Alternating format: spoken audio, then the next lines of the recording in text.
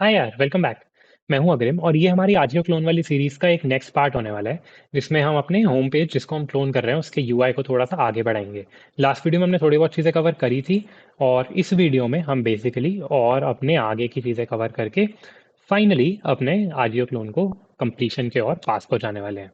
तो इसके बाद अब बस बिना कोई टाइम वेस्ट करे डायरेक्टली स्क्रीन पे जंप करते हैं, जहां पे मैं तुम्हारे को बताऊंगा कि हम आज करने क्या वाले हैं। ठीक है यार, तो आज अपने आजियो क्लोन में, जैसा मैंने पिछली वीडियो में बताया था, हम बस बेसिकली इसको रिस्पॉन्सिव बनाने वाले हैं। तो बेसिकली यार, अगर तुम देखो तो ये आजियो की अपनी वेबसाइट भी यहाँ पे इतनी रिस्पॉन्सिव नहीं है, लेकिन हम उसको बनाना चाह रहे हैं। तो अभी देखो, अराउंड ये साइज है जिसपे हम जनरली अपनी वेबसाइट को देख रहे होते हैं। ठीक है, तो अच्छा, बाय द वे, आज मैंने जानबूझ के इसको एक बहुत ही बड़ी स्क्रीन पे कनेक्ट कर रखा है, जो स्क्रीन रिकॉर्डिंग तुम्हें दिख रही है। तो ये मेरे लैपटॉप की स्क्रीन नहीं देख रहे हो तुम, लैपटॉप से स्क्रीन शेयर होके इस टाइम एक थोड़ी उससे बड़ी स्क्रीन पे आ रही है।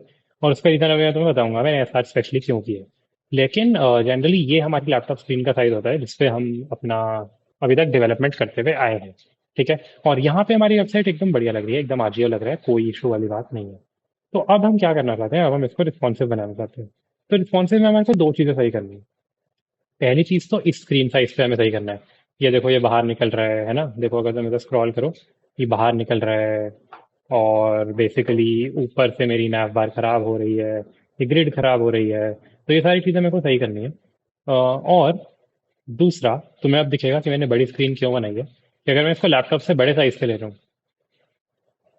तो मेरे ये भी खराब हो रहे हैं।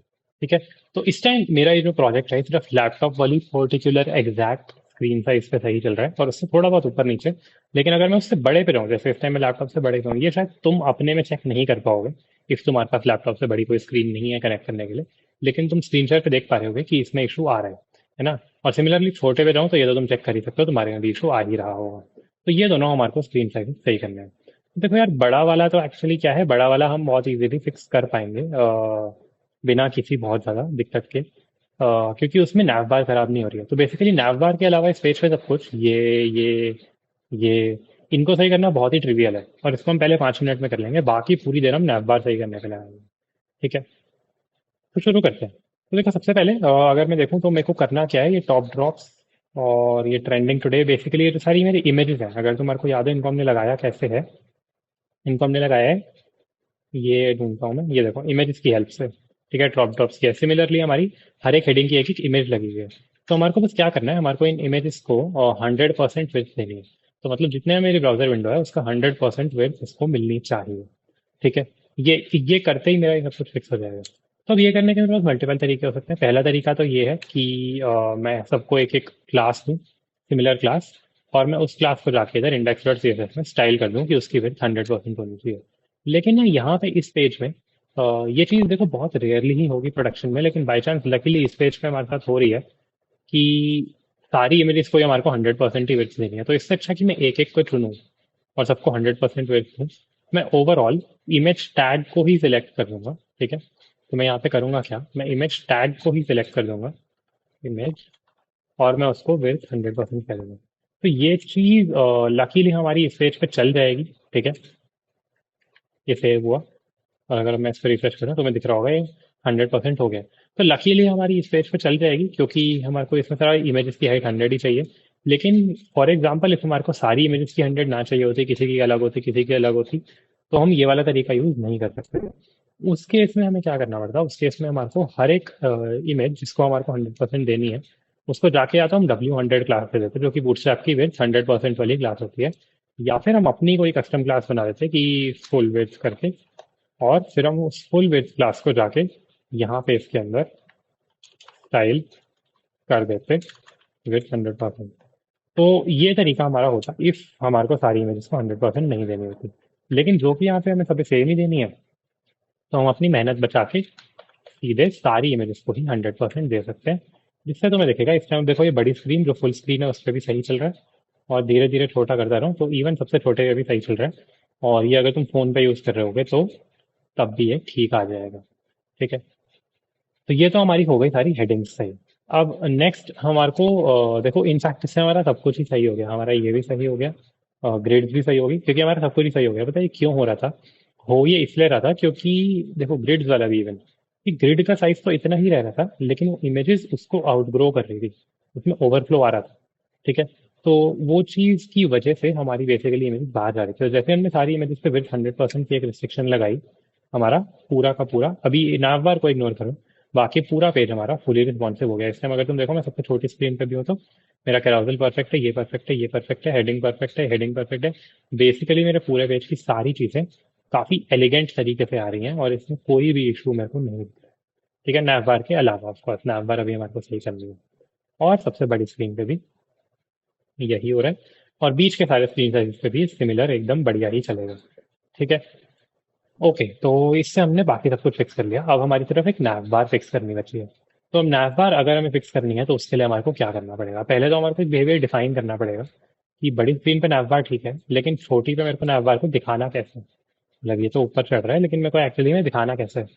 तो मेरा उसका सोल्यूशन कुछ ऐसा सा है कि मैं चाहता हूँ कि जब मेरी स्क्रीन छोटी हो तो ये लोगो आए, इसके नीचे ये मेरे जो होम वाले, ये जो सारे देखो, ये होम वुमेन किड्स ये सब है ना, ये सारे मेरे इसके नीचे यहाँ पे आए और उसके नीचे मेरी सर्च बार है। ये काइंड ऑफ एक फंक्शनैलिटी मैं बनाना चाहता हूँ after a specific screen size.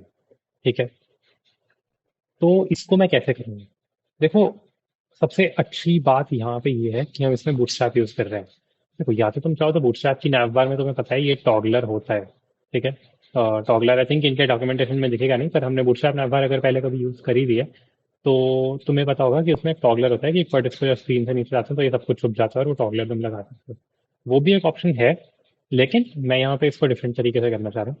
लेकिन अगर हम वो टॉगलर नहीं लगाना चाहते और हम बूटस्ट्रैप की बेसिक क्लासेस को यूज करके कुछ बनाना चाहते हैं तो भी हमारे को बहुत फायदा है। मैं बताता हूँ क्यों। क्योंकि जो फंक्शनैलिटी मैं कह रहा हूँ ना, जो फंक्शनैलिटी मैं कह रहा हूँ वो एक्चुअली बूटस्ट्रैप ग्रिड्स की हेल्प से हमारे को इम्प्लीमेंट करना बहुत ही ईजी हो सकता है। ठीक है, तो बूटस्ट्रैप ग्रिड अगर मैं लगा दूंगा तो उससे मैं ये कह सकता हूँ कि भाई for example medium break point के ऊपर तीनों साइड बाय साइड आएंगे, मीडियम से नीचे आते ही एक के नीचे एक आएंगे। और ये करना मेरे लिए बहुत ईजी है कॉलम वाली क्लास। तो ये करना शुरू करते हैं। देखो, सबसे पहले तो अगर तुम्हारे को बूटस्ट्रैप का ग्रिड का स्ट्रक्चर याद हो कि क्या होना चाहिए, तो it goes something like this. Container होता है सबसे बाहर, उसके अंदर रो होती है। अच्छा, ये हम सिंबल नहीं यूज कर सकते। उसके अंदर रो होती है और उसके अंदर क्या होता है, कॉलम की क्लासेस होती है। ठीक है, तो इसके लिए सबसे पहले हमारे को बाहर एक कंटेनर चाहिए। तो इसको मैं कंटेनर दूंगा। कंटेनर से एक छोटी सी दिक्कत आएगी, अभी तुम्हें दिखेगा क्या दिक्कत आएगी। तो अगर मैं इसको कंटेनर देता हूँ और मैं इसको यहाँ पे करता हूँ रिफ्रेश, तो ये मतलब तुम्हें दिख रहा होगा थोड़ा सा ये कंप्रेस हो गया। बेसिकली पहले अगर ये यहाँ से शुरू हो रहा था तभी यहाँ से शुरू हो रहा है। तो उसका ना रीजन एक्चुअली ये है कि container by default full width of the parent नहीं लेता है। तो सिमिलर एक मतलब उसकी वजह से ये हमारा छोटा हो रहा है। लेकिन हमारे पास एक दूसरी क्लास में होती है कंटेनर डैश फ्लूइड। तो कंटेनर फ्लूइड ऐसा करती है कि सारे बिहेवियर वो कंटेनर वाले दे सकती है। तो बेसिकली तुम कंटेनर की जगह कंटेनर फ्लूइड भी यूज कर सकते हो, इवन if तुम ग्रिड सिस्टम भी लगा रहे हो। तो कंटेनर डैश फ्लूइड सारे कंटेनर वाले चीजें हमारे को प्रोवाइड करती है, लेकिन उसके साथ साथ वो विड्थ पूरी 100% ले लेती है। तो इसकी वजह से देखो ये बैक टू नॉर्मल आ गया है ना। तो ये हमने कंटेनर फ्लूइड की क्लास लगा दी। नेक्स्ट, अब हमारे को इसके अंदर एक रो की क्लास, ठीक है, रो की हमारे को क्लास चाहिए। तो उसके लिए मैं क्या करता हूँ, मैं एक और डिव बना देता हूँ और इस डिव के अंदर मैं अपनी बाकी तीनों जो डिव्स हैं, तीन डिव्स मेरी कौन सी हैं रिमाइंड करा दूँ। ये लेफ्ट वाली, ये सेंटर वाली और ये राइट वाली। इन तीनों डिव्स को मैं अपना क्या कर देता हूँ, इन तीनों डिव्स को मैं अपना रो में डाल देता हूँ। तो अगर मैं इसको यहाँ पे रो करूँ तो ये थोड़ा खराब हुआ, अभी बताता हूँ क्यों खराब हुआ। लेकिन बेसिकली अगर हम उस खराब को सही कर दें तो अब ये हो सकता है कि मैं इस डिव को भी एक कॉलम की क्लास दे सकता हूँ, इस डिव को भी एक कॉलम की क्लास दे सकता हूँ, इस डिव को भी एक कॉलम की क्लास दे सकता हूँ। ठीक है, तो इसलिए हम एक स्टेप और आगे बढ़ चुके हैं। अच्छा, अभी खराब क्यों हुआ? खराब फिर से बहुत ही सिंपल रीजन से हुआ। जब भी तुम्हारा ऐसा कुछ भी हो रहा है ना तो तुम सबसे पहले विड्थ के बारे में सोचा करो। क्या मैंने जो अभी अभी क्लास डाली है उसकी वजह से मेरी इस डिव की विड्थ तो खराब नहीं हो रही? और उसका answer most often then not इस टाइप के एरर्स में तुम्हें हाँ ही मिलेगा। जैसे कंटेनर की वजह से हमारी विड्थ खराब हो रही थी, रो की वजह से हमारी विड्थ ही खराब हो रही है। तो इसको अगर मैं W100 क्लास दे दूंगा ना तो एक्चुअली पूरी विड्थ को उठा के वापस ले लेगा। ठीक है, और मैं साथ ही साथ ये कर देता हूँ कि ये जो हमने नैव कंटेनर बनाई है ना, ये बेसिकली मेरी ये जो बाहर वाली क्लास है कंटेनर फ्लूइड वाली, इसको हम थोड़ा सा मॉडिफाई कर देते हैं। पैडिंग लेफ्ट राइट हम इसमें रहने देंगे। हाइट अब हम इसमें यार हाइट ना देके हम पैडिंग ले आते हैं, फॉर एग्जाम्पल 3% और 0। ठीक है, और ये ऑफकोर्स ये हटाना पड़ेगा यहाँ से। और अगर मैं इसको रिफ्रेश करूँ तो मैं दिख रहा है मतलब कुछ कुछ तो हो रहा है। इसको अभी हमारा सही करना बाकी है, लेकिन कुछ तो यहाँ पे हो रहा है। ठीक है, एक एक करके सही करेंगे, क्योंकि ना इसमें जब हम देखो, हमने शुरू में बूटस्ट्रैप नहीं डाला है स्नैप बार में और अब हम डाल रहे हैं, तो ऐसी चीजें होती हैं कि बहुत अनएक्सपेक्टेड बिहेवियर्स होते हैं। और ये इनफैक्ट हमेशा मेरे को भी नहीं पता होता कौन सा अनएक्सपेक्टेड बिहेवियर क्यों हो रहा है। तो मेरे को भी वो कई बार थोड़ा सोचना पड़ता है। लेकिन इसको हम एक एक करके सही करेंगे। पहले हम ये करते हैं कि अगर अभी मैंने ये कर दिया है, तो अब इसके अंदर मेरा ये ऐसे हो जाए कि पहले साइड बाय साइड है, फिर एक के नीचे एक है। ठीक है, तो अब हम क्या करेंगे, इसके अंदर हम सबको रो वाली क्लासेस देना शुरू करेंगे। तो इसको तो मैं दूंगा rho dash three, sorry call dash three, call classes देनी शुरू करेंगे। कॉल डैश थ्री क्लास में इसको दूंगा। इस वाले को मैं दूंगा, ये है इसकी क्लासेस, इसको मैं दूंगा कॉल डैश सिक्स। ठीक है, और इसको मैं दूंगा कॉल डैश थ्री। तो बेसिकली हम इधर कर क्या रहे हैं, हम कह रहे हैं कि लेफ्ट वाले को 3 यूनिट्स ऑफ आउट ऑफ 12 देनी है, बीच वाले को 6 यूनिट्स आउट ऑफ 12 देनी है, राइट वाले को 3 यूनिट्स आउट ऑफ 12 देनी है। तो मतलब ये अभी कोई तुम्हें चेंज नहीं दिखा, क्यों? क्योंकि लेफ्ट वाला एक सी जगह ले रहा है, बीच वाला एक सी जगह ले रहा है, राइट वाला एक सी जगह ले रहा है, और ये हमने यहाँ पे फिक्स कर दिया है। अच्छा, इसमें एक और छोटी सी चीज, ये जो हमने लोगो कंटेनर डिव नैव कंटेनर डिव जो हमारी है यहाँ पे, इसको हमने एक फिक्स 33% की विड्थ यहाँ पे दे रखी है, जो कि अब हम हटा देना चाहते हैं, क्योंकि हम इसकी विड्थ अब बूटस्ट्रैप ग्रिड सिस्टम से हैंडल कर रहे हैं। तो ये तुम्हें दिख रहा होगा, ये इसने अपनी काफी सारी जगह ले ली। ठीक है, अच्छा, लेकिन अब उसकी जगह हम क्या कर सकते हैं, नैव कंटेनर डिव को हमें पैडिंग दे सकते हैं, विड्थ ना देंगे लेकिन पैडिंग दे देंगे। कितनी दे देंगे, हमारे को टॉप और बॉटम की तो जीरो चाहिए, और बाकी दोनों की हम 3% ट्राई कर सकते हैं। ठीक है, तो ये हमारी इसको पैडिंग आ गई। और अब अगर मैं इसको देखूँ, ये आ रहा है। ठीक है, अभी इसकी हाइट यहाँ पे बहुत ज़्यादा आ रही है, आई नो, और उसका मैं सोल्यूशन बताऊंगा, लेकिन फिलहाल के लिए ये है। तुम देखो यहाँ पे अराउंड अराउंड सही हाइट बैठ रही है ना, और यहाँ पे थोड़ी हाइट खराब होनी शुरू हो रही है। तो उसको हम सही कर सकते हैं, उसका आई नो क्या सोल्यूशन है, वो हम करते हैं एंड में। लेकिन अभी उससे पहले हम ये करते हैं कि छोटे स्क्रीन साइज पे ये एक के नीचे एक होने लग जाए। तो अच्छा, एक के नीचे एक करने के लिए मेरे को करना क्या पड़ेगा, मेरे को इसको करना ये पड़ेगा कि मैं इसको कॉल थ्री रहने देता हूँ, कोई इशू वाली बात नहीं है ना। इनफैक्ट इसको मैं कॉल ही कर देता हूँ, क्या ही दिक्कत है ना। और नीचे वाले को भी मैं कॉल ही कर देता हूँ, ताकि अगर मैं बीच वाले के नंबर ऑफ कॉलम चेंज करूँ, तो ये बाकी दोनों अपने आप उसको इक्वली बांट लें। और यहाँ पे मैं क्या करूँगा, मीडियम से ऊपर तो मैं इसको 6 रखूंगा, और बाकी टाइम्स में इसको 12 रखूंगा। तो उससे होगा क्या, आप देखो ये क्या होगा। ये बेसिकली ये भी अभी हम इसको सही करेंगे, ये तो सारा हो रहा है। लेकिन अब एक के नीचे एक ही मेरा आने लग गया, और जैसे ही मैं मीडियम से ऊपर वाले स्क्रीन साइज पे जा रहा हूँ, वो साइड बाय साइड आने शुरू हो रहे हैं। ठीक है, तो हम एक काफ़ी रिस्पॉन्सिवनेस की तरफ बढ़ना शुरू कर चुके हैं। अब हम क्या करते हैं, अब हम ये जो लुक खराब हो रही है डिफरेंट साइजेस पे, क्योंकि इस टाइम जो तुम मेरी स्क्रीन पे देख रहे हो ना, तुम्हारे को शायद ये साइज नहीं दिख रहा होगा, और इसलिए तुम शायद इसके बारे में नहीं बना पाओगे, क्योंकि अगेन मैं बड़ी स्क्रीन पे हूँ। लेकिन तुम्हारे को ये साइज दिख रहा होगा, ये भी थोड़ा सा ज्यादा लग रहा है, लेकिन यहाँ पे तुम्हारे को ठीक लग रहा होगा, यहाँ पे खराब लग रहा होगा। तो बेसिकली हम इसमें काफी बड़े रेंज ऑफ स्क्रीन साइजेस पे इसको देख रहे हैं। तो इसलिए हमारे को थोड़ी बहुत और भी कस्टम चीजें करनी पड़ेंगी, और वो कस्टम चीजें हमारे को क्या करनी पड़ेंगी, मीडिया को। तो अच्छा, मैं बताता हूँ पहले तो, अगर मैं तुम्हें एग्जांपल दूँ, यहाँ पे ये इतना बड़ा क्यों आ रहा है, यहाँ पे ये इतना बड़ा इसलिए आ रहा है क्योंकि मैंने यहाँ पे नाव को पैडिंग 3% दे रखी है। अगर मैं इसको 1% कर दूंगा, देखो ये सही हो जाएगा। ठीक है, मतलब ये बहुत टाइम अभी भी बड़ा है। इनफैक्ट मैं अगर इसको 0% कर दूंगा, तो ये और भी सही हो जाएगा। तो यहाँ पे अभी बड़ी स्क्रीन पे सही लग रहा है, लेकिन छोटी पे उतना अच्छा नहीं लग रहा है ना। वैसे ये मतलब ठीक है, इसमें भी हम काम चला सकते हैं, सही बताऊँ तो यहाँ पे भी काम चल रहा है, चल रहा है, चल रहा है, चल रहा है, चल रहा है। तो ये मेरे ख्याल से ठीक है, इसको हम रहने ही देते हैं। ठीक है, ये पैडिंग इनफैक्ट हटा ही देते हैं। लेकिन तुम्हें तो दिख रहा है हो क्या रहा है, बेसिकली डिफरेंट स्क्रीन साइज पे डिफरेंट CSS प्रॉपर्टीज अच्छी लग रही है। यहाँ पे मेरा ये सेंटर में अच्छा लग रहा है, लेकिन ये जो लोगो कंटेनर डिव है, इसके अंदर भी मेरी इमेज है। अगर जैसे मान लो, अगर मैं इसको एक क्लास देता हूँ BG डैश प्राइमरी, ठीक है, तो ये देखो, ये पूरी इतनी जगह ले रहा है और इसमें ही सेंटर में है ना। तो यहाँ पे ये सेंटर में अच्छा लग रहा है, जब हम बड़ी स्क्रीन पे हैं तो ये सेंटर में अच्छा लग रहा है। लेकिन जब हम छोटी स्क्रीन पे आते हैं, हम हारे, हम चाहते हैं कि लेफ्ट पे लग जाए। तो उसके लिए मेरे को क्या करना पड़ेगा, उसके लिए मेरे को जस्टिफाई कंटेंट स्टार्ट करना पड़ेगा, फ्लेक्स स्टार्ट। ठीक है, लेकिन ये चलेगा नहीं, क्योंकि आई थिंक ये जो पूरी की पूरी जगह है, ये पूरी इमेज में ही ले रखी है, मतलब ये पूरा बैकग्राउंड ये इमेज ही है खुद। ठीक है, तो यहाँ पे ये नहीं चलेगा। इसको हम रहने देते हैं, लेकिन हम एक चीज़ जो कर सकते हैं, हम ये कर सकते हैं कि हाइट 45% की जगह मैं 15% कह दूँ, तो ये देखो थोड़ा बेटर हो गया। ठीक है, 25% बेटर हो गया। लेकिन यहाँ पे ये थोड़ा छोटा लग रहा है। तो अच्छा, ये बीजी प्राइमरी में हटा देता हूँ क्योंकि ये बहुत ही कंफ्यूजिंग हो रहा है। तो मेरा पॉइंट इस टाइम ये है कि डिफरेंट स्क्रीन साइजेस पे यहाँ पे मेरा 25% मेरे को ठीक लग रहा है, और यहाँ पे इसके ऊपर नीचे एक मार्जिन भी होना चाहिए, फॉर एग्जाम्पल इस मैन किड्स के आसपास। लेकिन यहाँ पे 25% छोटा लग रहा है। ठीक है, अगर तुम इससे कंपेयर करो तो ये बहुत छोटा लग रहा है। तो डिफरेंट स्क्रीन साइज, तो हमारे को सेम प्रॉपर्टी को डिफरेंट तरीके से सेट करना है। इसके लिए क्या तरीका होगा? ऑफ कोर्स मीडिया क्वेरीज होगा। तो हम करेंगे क्या, हम मोबाइल फर्स्ट अप्रोच लेंगे कि मोबाइल पे जो हमारे को स्टाइलिंग बेटर लग रही है वो हम यहाँ पे डाल देंगे। ठीक है, फॉर एग्जाम्पल मेरे को 25% अच्छा लग रहा है, और ये जो नैव कंटेनर डिव है, ठीक है, नैव कंटेनर डिव है ये वाली, इसको हम एक मार्जिन दे देंगे, मार्जिन दे देंगे, जिसको हम टॉप और बॉटम पे रखेंगे 2% और बाकी जगह रखेंगे 0। तो अब इसमें तुम्हें दिखेगा थोड़ा इसके ऊपर नीचे मार्जिन भी आ गया।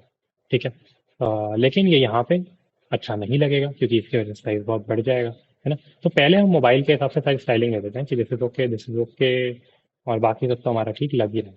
और अब हम क्या करते हैं, अब हम देखते हैं कि यार ये कौन सा साइज से अच्छा लगना खराब हो रहा है यहाँ से। ठीक है, अराउंड यहाँ से। ठीक है, तो अगर अब मैं इसको इंस्पेक्ट करूँ, ठीक है, इसको मैं उठा के ले आता हूँ यहाँ पे। अब मैं अगर इसको इंस्पेक्ट करूँ तो मुझे दिखेगा ये अराउंड अराउंड 800 पिक्सल से हमारा सब कुछ अच्छा लगना बंद हो रहा है। तो मैं क्या करूंगा, मैं अब एक मीडिया क्वेरी बनाऊंगा। यहाँ पे मैं मीडिया क्वेरीज का एक सेक्शन डालता हूँ एंड में, मीडिया क्वेरीज। इसमें मैं कहूँगा @मीडिया स्क्रीन एंड मिन हाइट 800 पिक्सल। अगर 800 पिक्सल से ऊपर की मेरी हाइट है तो मैं क्या कर दूंगा, ये आजियो नैव लोगों को उठाऊंगा और इसकी हाइट में कर दूंगा 45% रादर देन 25%।